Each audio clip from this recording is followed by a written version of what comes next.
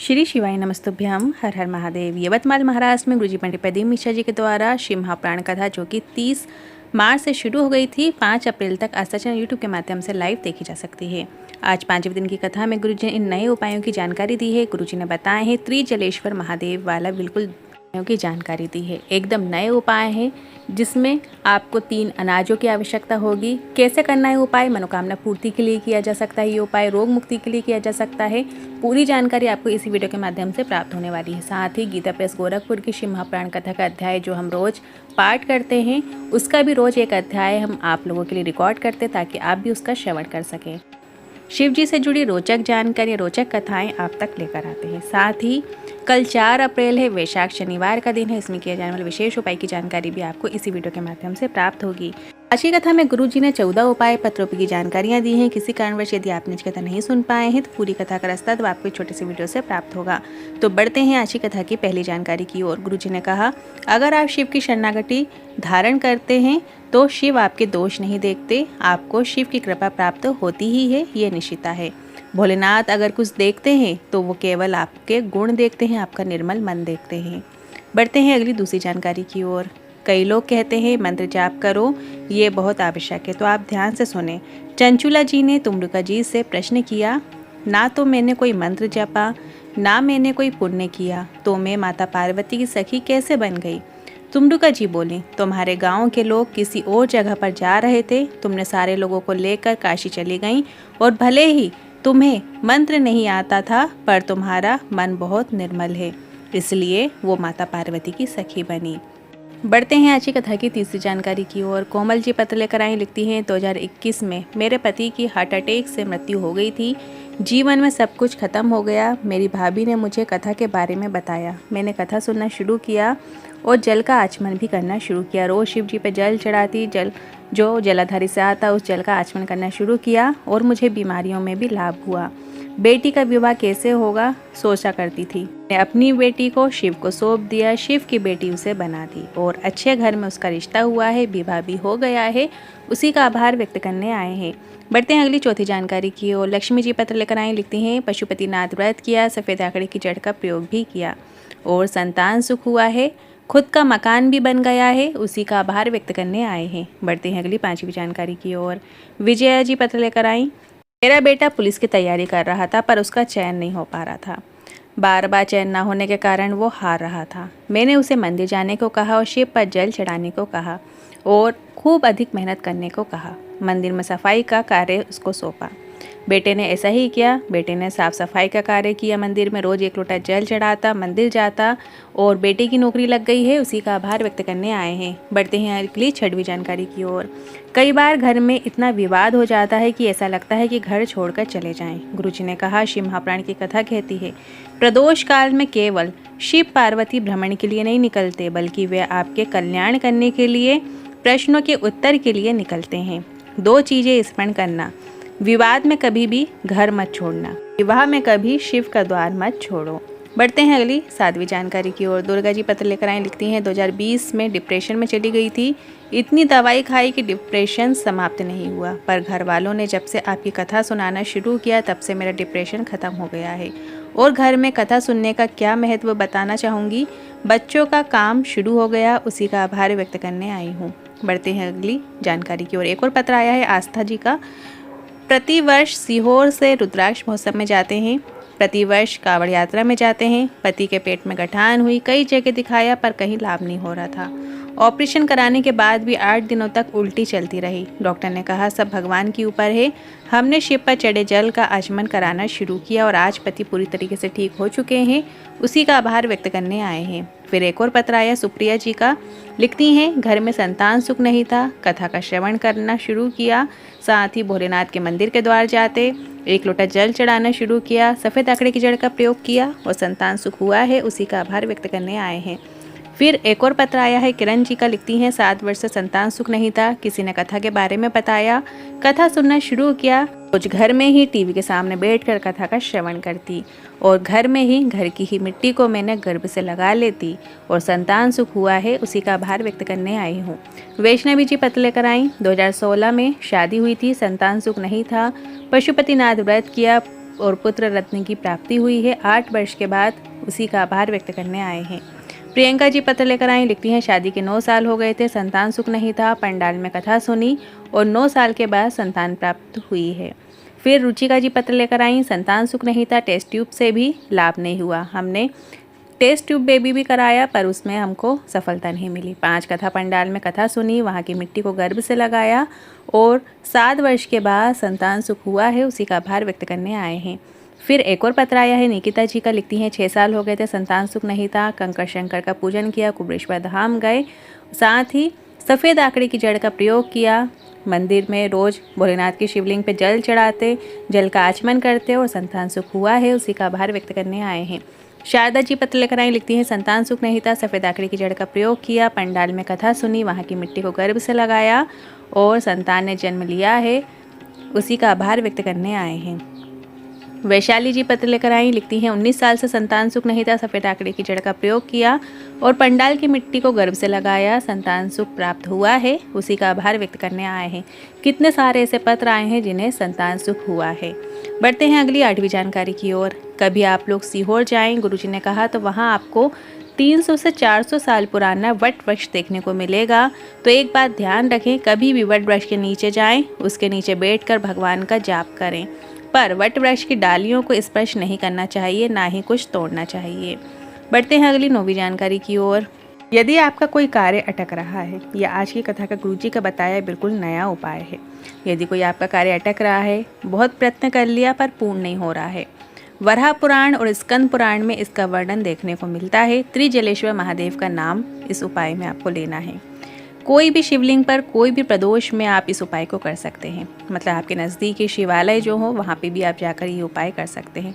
इस उपाय को करने के लिए आपको 3 अलग अलग नदियों के जल की आवश्यकता होगी, 3 अलग अलग पुष्पों की आपके पास ज़रूरत होगी और 3 अलग अलग अनाज जो लेकर गए हो उसे आपको अर्पित करना है। मतलब 3 अलग नदियों का जल आप अर्पित कीजिए सबसे पहले। फिर 3 अलग पुष्प, कनेर का पुष्प ले सकते हैं, कोई सफ़ेद पुष्प ले सकते हैं, गुलाब का पुष्प ले सकते हैं। इस तरीके से 3 अलग पुष्प आपको अर्पित करना है। और फिर 3 अलग अलग अनाज, मतलब गेहूं का दाना ले सकते हैं, मूंग का दाना ले सकते हैं, या फिर आप चावल का दाना ले सकते हैं। मतलब कोई भी 3 धान्य आप अर्पित करें।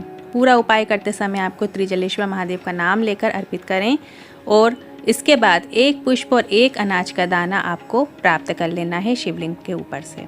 फिर वही 1 पुष्प और 1 अनाज का दाना जहाँ पे नंदी जी विराजमान है वहाँ पर बैठकर अपने मन की कामना महादेव से करो और अपने साथ वही 1 पुष्प और 1 अनाज जो आपने कामना करके बैठे हो वो आपको अपने घर लेकर आ जाना है। और अगली बार जब करो तो एक पुराना पुष्प जो आपने लेकर गए हो और 1 अनाज का दाना जो पुराना लेकर गए हो उसको आपको घर जाके रख लोगे ना, तो वापस वही दोनों चीज़ आपको लेकर जब आपकी कामना पूरी हो जाए तो उसके साथ में आपको फिर 2 अलग अनाज के दाने और 2 पुष्प साथ लेकर जाइएगा और वहाँ पर आपको शिवलिंग के ऊपर जिस शिवालय में आपने ये उपाय को किया है या तो आप वहाँ जा सकते हैं या किसी भी शिवालय में आप वही 2 पुष्प जो नए लिए हैं और 1 पुराना पुष्प और 2 नए अनाज के दाने और 1 पुराना जो आपने घर पे रखा था उसको ऐसा करके 3 कर लेना है और आपको शिवलिंग पे त्रिजलेश्वर महादेव के नाम से अर्पित कर देना है। साथ ही 3 नदियों का जल भी वापस आपको अर्पित कर देना है और उपाय आपको पूर्ण करना है। बस आपको इतना ही करना है। यह उपाय आप किसी भी प्रदोष में कर सकते हैं। अब बढ़ते हैं अगली 10वीं जानकारी की ओर। रोग मुक्ति के लिए गुरुजी ने आज की कथा में उपाय बताए हैं। यदि बड़ा रोग हो गया है और कोई हल नज़र नहीं आ रहा है तो 3 कूप, 3 बावड़ी, 3 नदी या 3 तालाब का भी जल आप ले सकते हैं। त्रिजलेश्वर महादेव का नाम लेकर अर्पित करते हैं और थोड़ा सा औषधि रूप में प्राप्त कर लेते हैं और आचमन करा देते हैं तो लाभ ज़रूर देखने को मिलता है। डॉक्टर की दवाई के साथ साथ ये उपाय भी करें। इस उपाय में बस ध्यान रखिए त्रिजलेश्वर महादेव के नाम से ही जल अर्पित किया जाता है और उसी नाम से ही आपको आचमन करना होता है। अब बढ़ते हैं अगली 11वीं जानकारी की ओर। गुरुजी के बताए ये विशेष जानकारी है। वैशाख और ज्येष्ठ 2 ऐसे महीने होते हैं, किसी भी 2 प्रदोष में आप इस उपाय को कर सकते हैं। अनार का पुष्प समर्पित किया जाता है तो कभी भी धन की कमी नहीं होती है। सिर्फ 1 पुष्प शिवलिंग पे आपको अर्पित कर देना है, बस आपको इतना ही करना होता है। किसी भी 2 प्रदोष में आपको ये जो अनार का पुष्प अर्पित करना होता है, जीवन में बदलाव देखने को मिलता है, वैभव संपदा बढ़ना शुरू हो जाती है। करते हैं अगले विशेष उपाय की ओर। 4 अप्रैल वैशाख महीने का शनिवार का दिन है। अगर आपकी कोई विशेष कामना है तो आप इस उपाय को ज़रूर कर सकते हैं। एक तांबे के कलश में जल भर लेना है आपको, या तो आप मिट्टी के पात्र का जल भर सकते हैं, या आपके पास मिट्टी का पात्र नहीं है तो नॉर्मल जल भर लें और उसमें एक बेलपत्र डाल लें। वो शीतल जल का कार्य करती है। चाहो तो आप मिट्टी का जल ही ले सकते हैं और उसमें एक बेलपत्र डाल सकते हैं, या तो फिर नॉर्मल जल में ही आप एक बेलपत्र डाल दें तो वो भी शीतल जल ही कहलाता है। तो वो जल आपको भोलेनाथ की शिवलिंग पर अपनी कामना करते हुए अर्पित करना है। और इसके बाद जो एक बेलपत्र जो तांबे के कलश के अंदर बची हुई है, उस बेलपत्र को अपनी कामना करते हुए शिवलिंग के ऊपर अर्पित कर देना है, और बेलपत्र की जो डंडी है वो जलाधारी की ओर करते हुए अर्पित कर दें। इस उपाय में बस आपको इतना ही करना होता है। वैसे तो ये उपाय आप वैशाख में किसी भी दिन कर सकते हैं, पर आप कल के दिन भी इस उपाय को कर सकते हैं। अब बढ़ते हैं अगली जानकारी की ओर। देखिए, शिव महापुराण कथा का पाठ जो हम रोज करते हैं उसका अध्याय का आप श्रवण कीजिए। वो इस प्रकार है। श्री शिवाय नमस्तुभ्यम, हर हर महादेव। आज रुद्र संहिता का 5वां अध्याय है, जिसमें हम देखेंगे नारद जी का शिव तीर्थों में भ्रमण, शिव गणों को शापोद्धार की बात बताना तथा ब्रह्मा लोक में जाकर ब्रह्मा जी से शिव तत्व के विषय में प्रश्न करना। सूत जी बोले, महर्षियों, भगवान श्री हरि के अंतर्धान हो जाने पर मुनिश्रेष्ठ नारद शिवलिंगों का भक्तिपूर्वक दर्शन करते हुए पृथ्वी पर विचरने लगे। ब्राह्मणों भूमंडल पर घूम फिरकर उन्होंने भोग और मोक्ष देने वाले बहुत से शिवलिंगों का प्रेम पूर्वक दर्शन किया। दिव्यदर्शी नारद जी भूतल के तीर्थों में विचर रहे हैं और इस समय उनका चित्त शुद्ध है, यह जानकर वे दोनों शिवगण उनके पास गए। वे दोनों शिवगण शाप से उद्धार की इच्छा से आदरपूर्वक मस्तक झुकाकर भलीभांति प्रणाम करके मुनि के दोनों पैर पकड़कर आदरपूर्वक उनसे कहने लगे। शिवगण बोले, ये वही 2 शिवगण हैं जिनको नारद ने श्राप दिया था, जो नारद जी का जब वानर का मुख हुआ था तो उनको देखकर हंसे थे। तो जब शिवगण बोले, हे ब्रह्मपुत्र देवर्षि, प्रेम पूर्वक हम दोनों की बातों को सुनिए। वास्तव में हम दोनों ही आपका अपराध करने वाले हैं, ब्राह्मण नहीं हैं। हे मुने, आपका अपराध करने वाले हम दोनों शिव के गण हैं। राजकुमारी श्रीमती के स्वयंवर में आपका चित्त माया से मोहित हो रहा था। उस समय परमेश्वर की प्रेरणा से आपने हम दोनों को शाप दे दिया। वहाँ कुसमय जानकर हमने चुप रह जाना ही अपनी जीवन रक्षा का उपाय समझा। इसमें किसी का दोष नहीं है, हमें अपने कर्म का ही फल प्राप्त हुआ है। प्रभु, अब आप हम पे प्रसन्न होइए और हम दोनों पर अनुग्रह कीजिए। तब सूत जी बोले, उन दोनों गणों के द्वारा भक्तिपूर्वक कहे गए वचनों को सुनकर पश्चाताप करते हुए देवर्षि नारद प्रेम पूर्वक कहने लगे। नारद जी बोले, आप दोनों महादेव के गण हैं और सत्पुरुषों के लिए परम सम्मानीय हैं, अतः मेरे मोह रहित और सुखदायक यथार्थ वचन को सुनिए। पहले निश्चय ही शिवेक्षावश मेरी बुद्धि भ्रष्ट हो गई थी और मैं सर्वथा मोह के वशीभूत हो गया था, इसलिए आप दोनों को कुबुद्धि वाले मैंने श्राप दे दिया। अब शिवगणों, मैंने जो कुछ कहा है वह वैसा ही होगा, फिर भी मेरी बात सुने।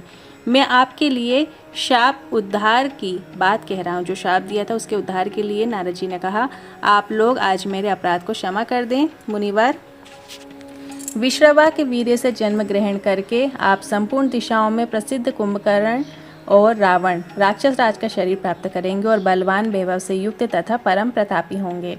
समस्त ब्रह्मांड के राजा होकर शिव भक्त एवं जितेंद्रिय होंगे और शिव के ही दूसरे स्वरूप श्री विष्णु के हाथों मृत्यु पाकर फिर आप दोनों अपने पद पर प्रतिष्ठित हो जाएंगे। तब सूत जी बोले, हे महर्षियों, महात्मा नारद मुनि की यह बात सुनकर वे दोनों शिवगण प्रसन्न होकर सानंद अपने स्थान को लौट गए। नारद जी भी अत्यंत आनंदित हो अनन्य भाव से भगवान शिव का ध्यान तथा शिव तीर्थों का दर्शन करते हुए बारंबार भूमंडल में विचरने लगे। अंत में वे सबके ऊपर विराजमान काशीपुरी में गए, जो शिव जी के प्रिय शिव स्वरूपिणी एवं शिव को सुख देने वाली है। काशीपुरी का दर्शन करके नारद जी कृतार्थ हो गए। उन्होंने भगवान काशीनाथ का दर्शन किया और परम प्रीति एवं परमानंद से युक्त हो उनकी पूजा की। काशी का सानंद सेवन करके वे मुनिश्रेष्ठ कृतार्थता का अनुभव करने लगे और प्रेम से विह्वल हो उसका नमन, वर्णन तथा स्मरण करते हुए ब्रह्मलोक को गए। निरंतर शिव का स्मरण करने से शुद्ध बुद्धि को प्राप्त देवर्षि नारद ने वहां पहुंचकर विशेष रूप से शिव तत्व का ज्ञान प्राप्त करने की इच्छा से ब्रह्मा को भक्तिपूर्वक नमस्कार किया तथा नाना प्रकार के स्तोत्रों द्वारा उनकी स्तुति करके उनसे शिव तत्व के विषय में पूछा। उस समय नारद जी का हृदय भगवान शंकर के प्रति भक्ति भावना से परिपूर्ण था। नारद जी बोले, हे ब्राह्मण, परब्रह्मा परमात्मा के स्वरूप को जानने वाले, हे पितामह, हे जगत प्रभु, आपके कृपा प्रसाद से मैंने भगवान विष्णु के उत्तम महात्मा का पूर्णतया ज्ञान प्राप्त किया है।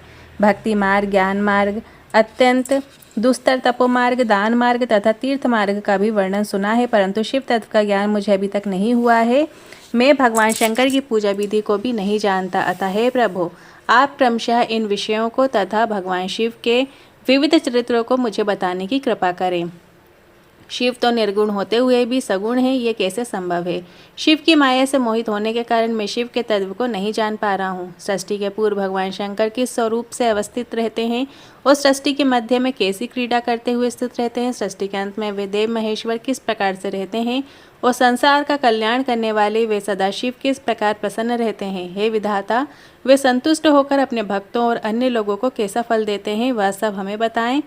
मैंने सुना है कि भगवान तत्काल प्रसन्न हो जाते हैं, परम दयालु वे भक्त के कष्ट को नहीं देख पाते हैं।